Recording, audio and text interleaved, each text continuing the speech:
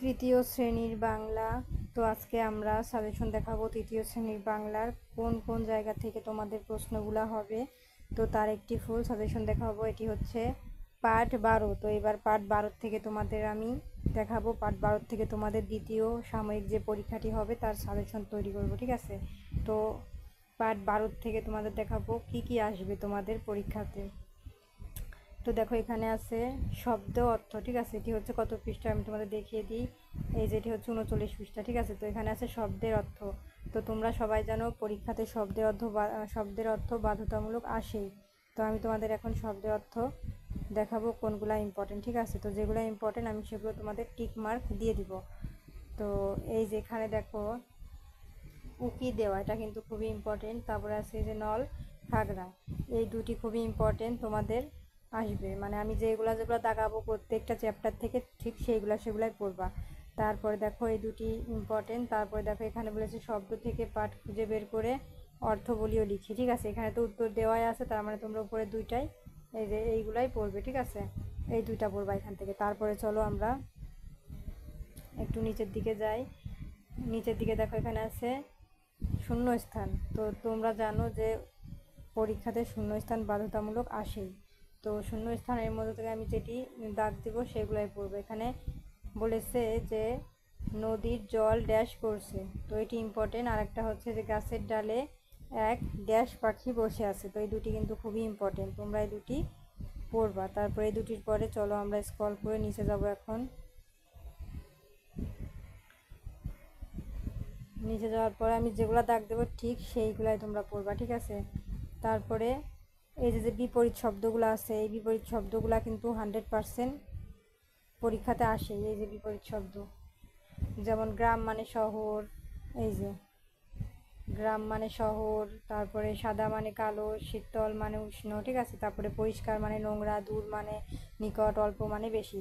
তো এগুলা কিন্তু খুবই ইম্পর্টেন্ট, কারণ পরীক্ষাতে এগুলা বাধ্যতামূলক আসেই বিপরীত শব্দ। তো আমি এটা দিয়েছি, এটা কিন্তু 100% পড়তে হবে, ঠিক আছে। এই যে আমি তোমাদের 100% দিচ্ছি, এই যে 100%, এটা কিন্তু 100% করতেই হবে, ঠিক আছে।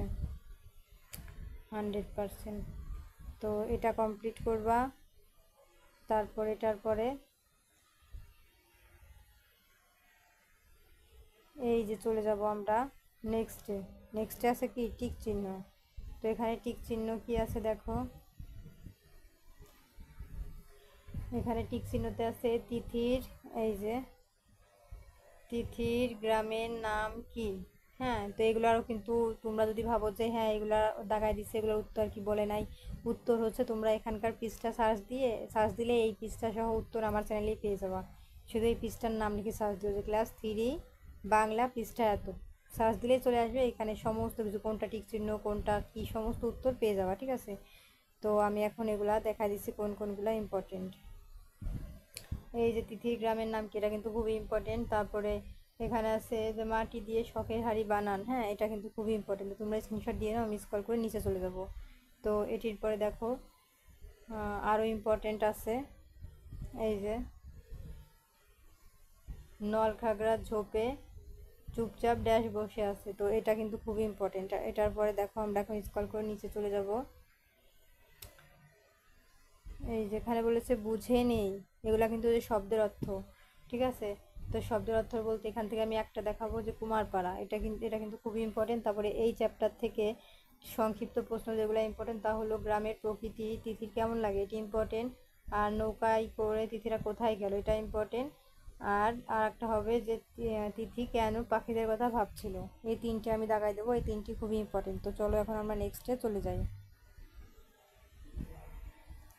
তারপর আছে বিরাম চিহ্ন বসা, হ্যাঁ পরীক্ষায় কিন্তু বিরাম চিহ্ন আসে।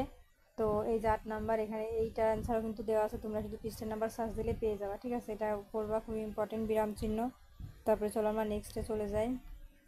নেক্সটে আছে কবিতা, হ্যাঁ কবিতা আমি তোমাদের দুটি কবিতা দেখাবো, এই দুটির মধ্যে থেকে একটা কবিতা আসবে। তো এর মধ্যে থেকে যেটি আমি দেখাবো এই যে আমাদের গ্রাম, হ্যাঁ এই যে 100-তে 100, এটা কিন্তু পড়বে। আমাদের গ্রাম এবার 100% আসার সম্ভাবনা আছে, ঠিক আছে। তো আমাদের গ্রাম কবিতা পড়বা। তারপরে আমরা চলে যাব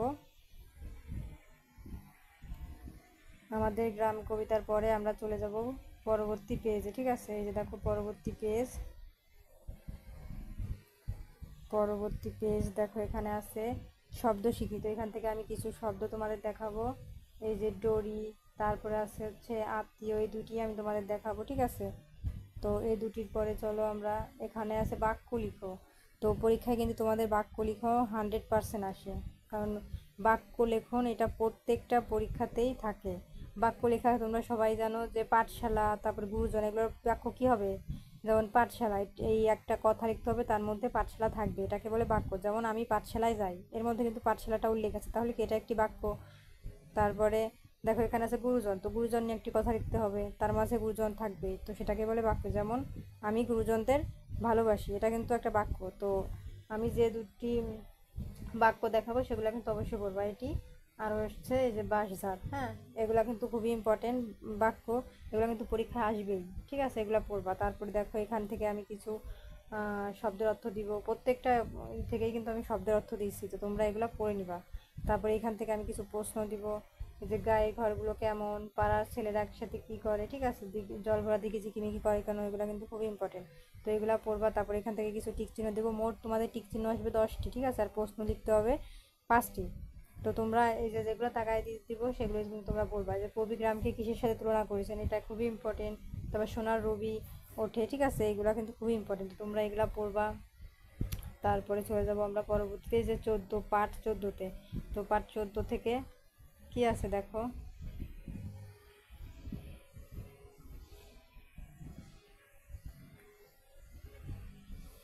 এখানে দেখো দেওয়া আছে শব্দ শিখি। তো এখান থেকে আমরা কিছু দেবো, শব্দের অর্থ দেবো। এই যে দূষিত আর হচ্ছে স্রোত, ঠিক আছে, এই দুটি আমরা দেবো। তো তোমরা কিন্তু এগুলা দাগায় নিবা। তারপরে এই যে এখানে আছে আর বাক্য তৈরি, ঠিক আছে, এখান থেকে আমি কিছু দেবো। এই যে শান্ত, তারপরে শক্তি, এই দুইটা কিন্তু বাক্য রচনা তোমরা করবা, পরীক্ষায় কিন্তু এগুলো আসবে, ঠিক আছে। তো এগুলার পরে আমরা চলে যাব এখান থেকে টিক চিহ্নতে। এই যে বাংলাদেশ ও মায়ানমারকে ভাগ করেছে, এটি ইম্পর্টেন্ট। তার বর্ণগুলো সাজিয়ে লেখো, এটি ইম্পর্টেন্ট, ঠিক আছে। তো এটির পরে আমরা চলে যাব নেক্সটে, মিল করে বাক্য লিখি। তো এগুলো আসবে না। তারপর এখান থেকে কিছু প্রশ্ন দেখাবো যেগুলো আসবে। এই যে কোন নদী ইলিশ বিখ্যাত, তারপরে হরিণটানা নদী কোন বনের ভিতর দিয়ে যাচ্ছে, এটা কিন্তু খুবই ইম্পর্টেন্ট, ঠিক আছে। তো এগুলার পরে চলো আমরা চলে যাই নেক্সটে পার্ট 15। তো পার্ট 15তে দেখো কি আছে,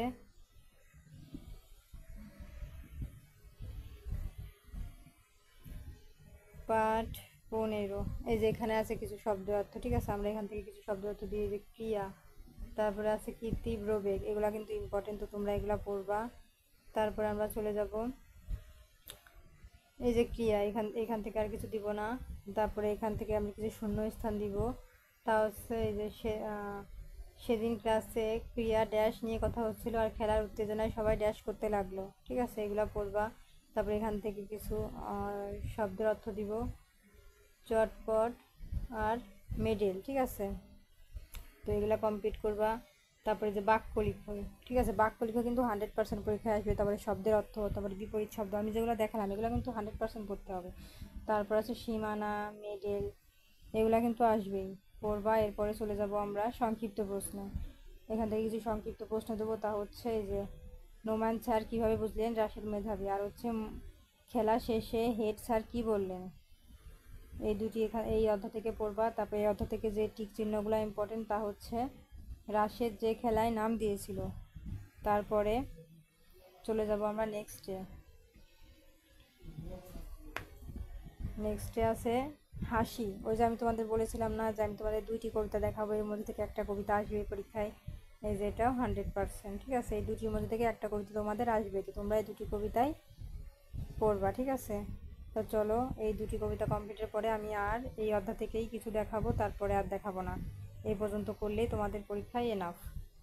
তো এখান থেকে হচ্ছে কিছু শব্দের অর্থ দেখাবো, যেমন ফোকলা, তারপরে হচ্ছে গোমরা, খবর, এগুলো কিন্তু খুবই ইম্পর্টেন্ট, এগুলো কমপ্লিট করলেই তোমাদের পরীক্ষায় বেঁধে যাবে। তারপর এখান থেকে কিছু বাক্য দেখাবো, হচ্ছে খবর, আর হচ্ছে রাঙা, আর হচ্ছে ফোকলা, এই বাক্যগুলো তোমরা করবা। আমি প্রত্যেকটা চ্যাপ্টারে যে বাক্যগুলো দেখিয়েছি এই প্রত্যেক বাক্যগুলাই কমপ্লিট করবা, তাহলে দেখবা পরীক্ষা 100% এসে গেছে। আর তোমাদের আসবে ডান পাশ থেকে বাম পাশের মিলকরণ, এটা কিন্তু 100% ইম্পর্টেন্ট।